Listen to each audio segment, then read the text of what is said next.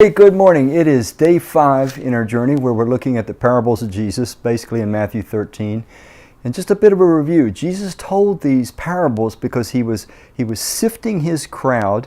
He was building up those that were his, clarifying their understanding of the work of God in this age, at the same time sifting those who were following him at that time for wrong reasons. Some were following Jesus for no other reason than it was exciting.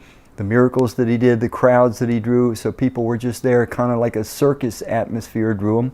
There were others that came as his followers because they thought maybe he was the Messiah, but they were still looking for a political, militaristic Messiah, someone that was going to use force, miraculous force, to make Israel the head of the nations and bring all the rest of the nations and the peoples on earth in submission, forced submission to the ways and work of God. But that is never God's way of working, because anytime you're forcing someone to change their behavior, it is not going to last. You don't have their heart.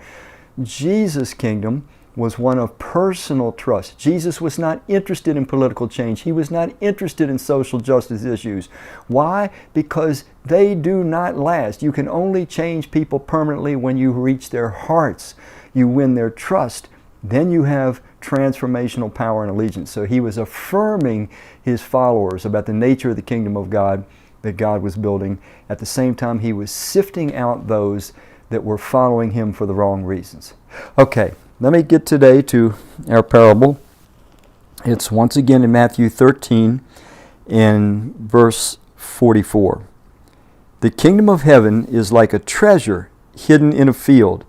When a man found it, he hid it again, and then in his joy went and sold all he had and bought the field. Here again, a very simple parable.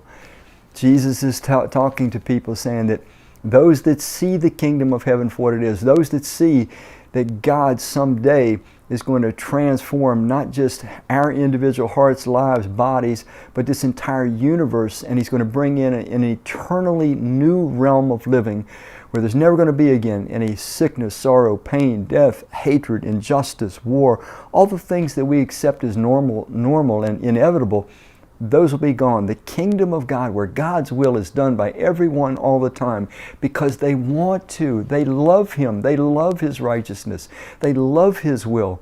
That kingdom is going to be worth everything. And so in this little parable, it's really simple. A man finds this treasure in a field, and the treasure is so magnificent that he goes and he sells all that he has to buy the field so that he can have the treasure. Jesus is affirming his followers that those that have trusted in him and that are following him, they have found the treasure. They have found the most priceless, most valuable thing in life. A little story on myself.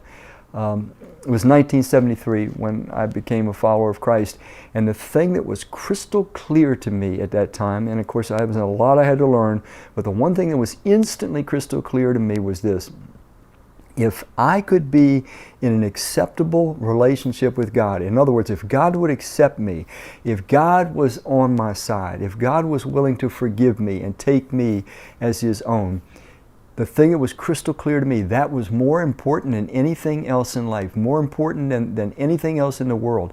Because when you have God, you have with him his kingdom, his mercy, his promises, his forgiveness, his gift of everlasting life. I understood that Jesus, that God meant more than anything else. I never looked back. I'm not perfect man by any means. I've had my ups and downs and falls and scrapes, but that has never changed in me. I knew that Christ and his kingdom was truly the most important thing in life, and that has stayed central and been retained in all that I've done these years. I hope so that that's been the same with you.